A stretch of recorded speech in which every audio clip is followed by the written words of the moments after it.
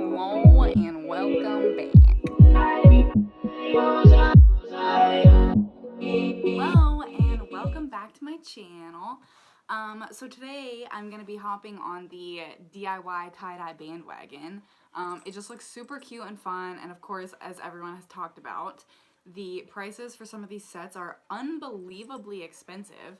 And so, of course, it just makes sense to make it on your own. And it's going to be really fun and exciting and something to do during quarantine. So I'm going to show you guys what I'm going to make and how it turns out and everything in the process. And also, because I have been absolutely binge watching the tie-dye tutorials, I feel like I've gained a good amount of knowledge on mistakes to avoid and also just good tips to use.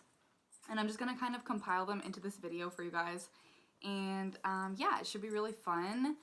Oh, a disclaimer, because because colleges are closed, I'm having to, so because colleges are closed, I'm unable to rent the camera that I had, which means that I'm filming this on my phone right now. So if the quality isn't great, I'm sorry, but nonetheless, this will be a fun time and you guys will see the cute results and it will just be a fun little quarantine thingy to do. Right, guys? Yes. Can you say hi to everyone? Can you fist bump? What? Excuse me. Fist bump. Good boy. Okay, so to do this, I'm going to change out of my t-shirt and wear all black, just so I don't stain anything, and then I'm gonna wear gloves because that's what everyone says to do. So you don't stain your hands. One thing that I did want to share, a little secret with you guys. As some of you may know, it's really hard because of this trend to get your hand on white sweatsuits right now. Like, they're out of stock at a lot of places, or they're just a little expensive. But I found that Gap actually has really nice white sweatpants right now on gapfactory.com. These were $15, and they're actually so comfortable and really, really soft and good quality. And I have a feeling that these are gonna dye well because of what they're made out of. I can't remember what it is, but I'm pretty sure there's no polyester, which tends to be the problem with dyeing things, according to the videos that I have seen. So yeah, I'll show you guys what this looks like on before and after, and I'm also gonna do a couple t-shirts and maybe a tank top, depending on how much dye I have, because I'm actually gonna do this with some of my friends, my neighbors, and yeah, I'll let you guys know how it goes, and I'll show you guys the before and after. Also, this t-shirt is from Gap as well. I got it in the men's section, Gap Factory. I got it in the men's section in a small, and I wanted it to be a little bigger. I stretched it out best I could and yanked and had my boyfriend pull it apart really hard, sideways to make it wider. But yeah, I think if you got this in a medium or a large, it'd be a cute little oversized loungy vibe. I think it's really comfortable, and I've been wearing it the last 3 days because #quarantine life. Oh, also guys, it's a little off topic, but I just wanted to share. I've been using this Dr. Hauschka translucent bronzing tint, and I love it. I used it, as you can see, in this area, and I feel like it looks really natural and just pretty. And this is a really good clean brand. It's a little pricey. I happened to get it on sale when Earth Fair was closing, but yeah, I'm really loving it. So 10 out of 10. All right, moving on.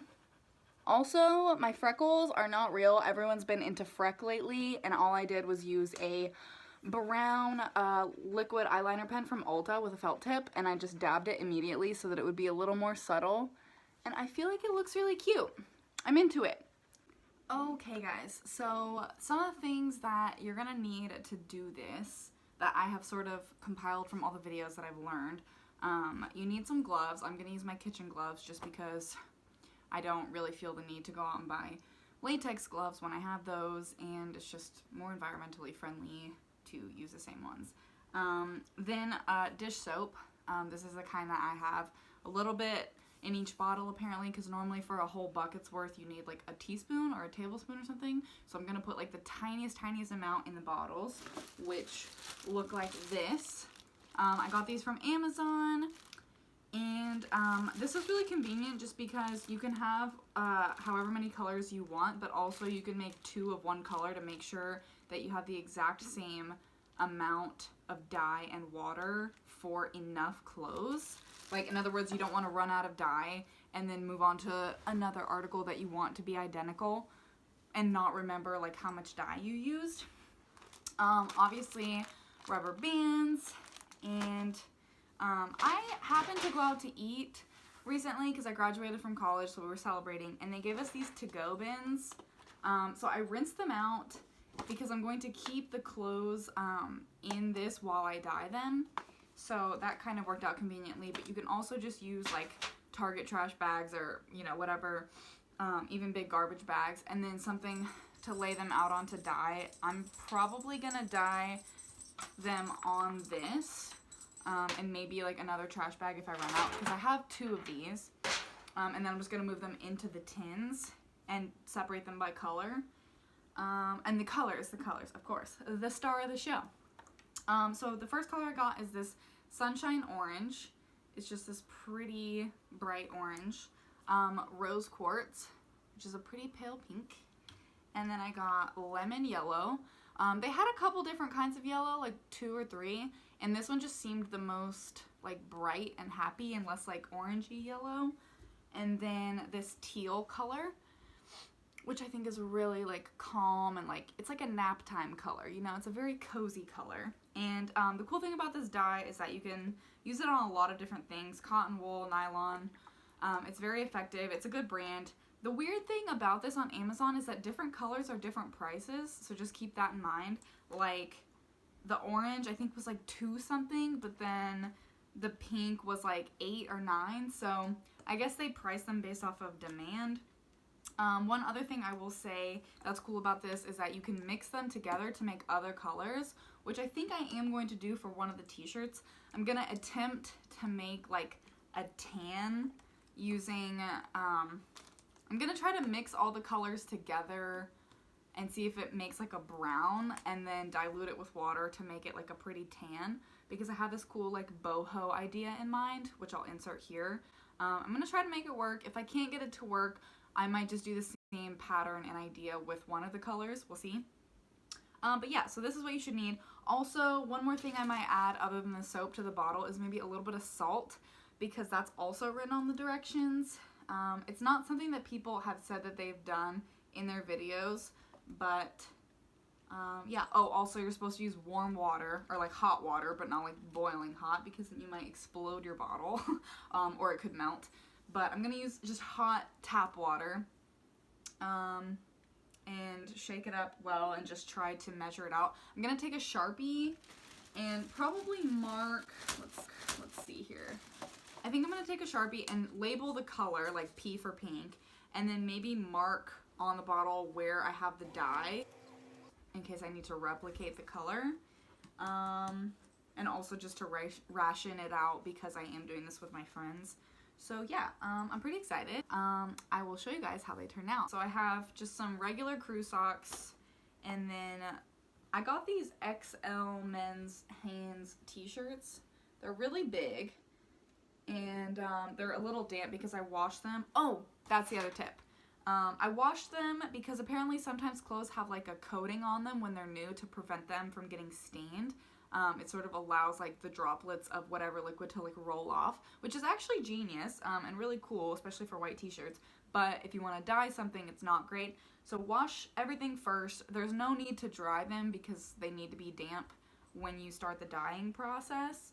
Some people don't do it with damp clothes if you want like a really powerful, strong color, but because I want mine to blend well and I want it to be more pastel, I'm gonna keep mine damp.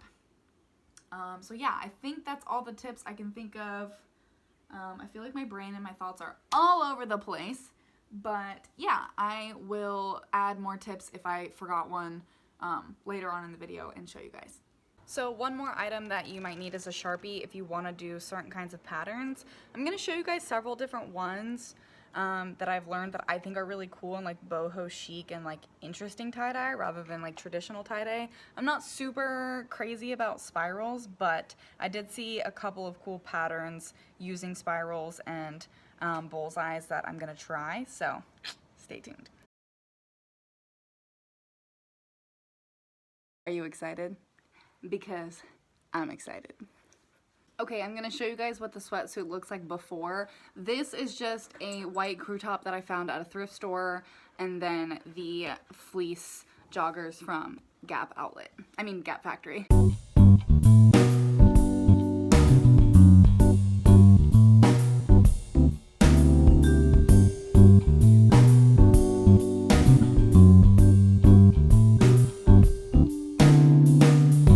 A small thing. I was on TikTok for a while and I thought it was super fun and super entertaining, and it's really tragic, but it's actually a little sketchier than people realize, so educate yourself on TikTok and the national security implications of it. It's really sad. I deleted it because of everything that's going on. It sketches me out a lot, so just putting that out there. Anyways, yeah. Good beans. You're a good bean. Oh, thank you.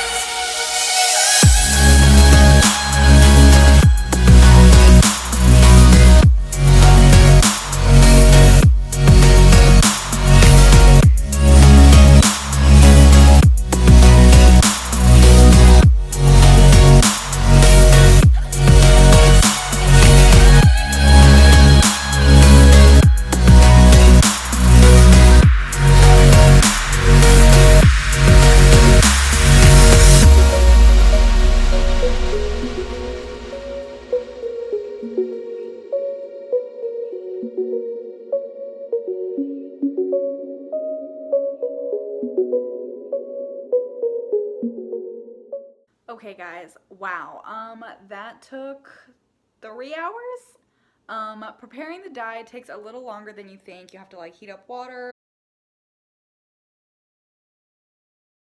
and like do the whole shebang. It's not that hard. It's just if you're gonna do 4 colors and then you have to make another batch and stuff, it can take a while. However, I successfully made a tan color, which turned out really, really cool. It looks really dark in the bottle, but the shirt that I dyed tan, I'm very excited about. It's gonna be very boho. And then the other colors are really cool too. So now I've just put these are each in individual bags in that bag, and then I have some of the socks and stuff in those pans, and I'm gonna let them sit overnight. Some of them I'm actually gonna let sit for 24 hours because like for example the pink is so pale. It's like paler than that pink. So I just really want to let that saturate. You're supposed to rinse them in the sink till the water runs clear, which is what I'm gonna do. I'm gonna leave the paler ones to wash last. I might even let those sit for 24 hours. And yeah, we'll see what happens. I will show you guys the results, and I'm pretty excited. Okay guys, so a couple things I want to mention, a couple of extra tips. One, when you're starting to rinse things out, leave the rubber bands on and rinse them out really well, and then take them off and continue rinsing the rest of the dye out because it will help you maintain whatever shapes you were going for. 2, tie-dyeing, so much fun, but it's a real roller coaster. I mean, one minute you're like, oh, this is gonna be so cute, like, yes! And then the next minute you're like, oh, no, it's fine, no, oh, yeah, just honestly have fun with it and don't worry about it too much. Like, just, you really can't go that wrong, honestly. Even with this weird earth tone one that I'm a little concerned on because I was trying to mix a new color, I still think it's gonna be kind of cool. So yeah, anyways.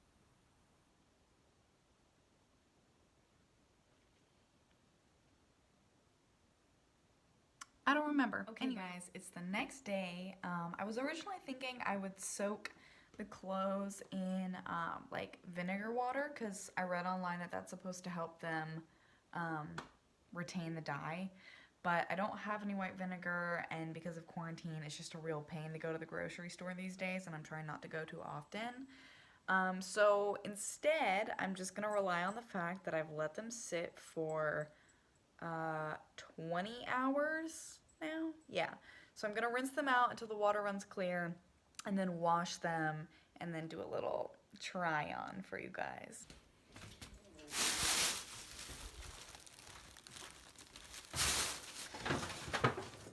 I'm scared for that one, guys. That's one where I tried to make tan and it kind of worked, but the color separated out way more than I thought, and it's now this very like earth tone situation. It might still turn out cool, I don't know, but yeah, we'll see.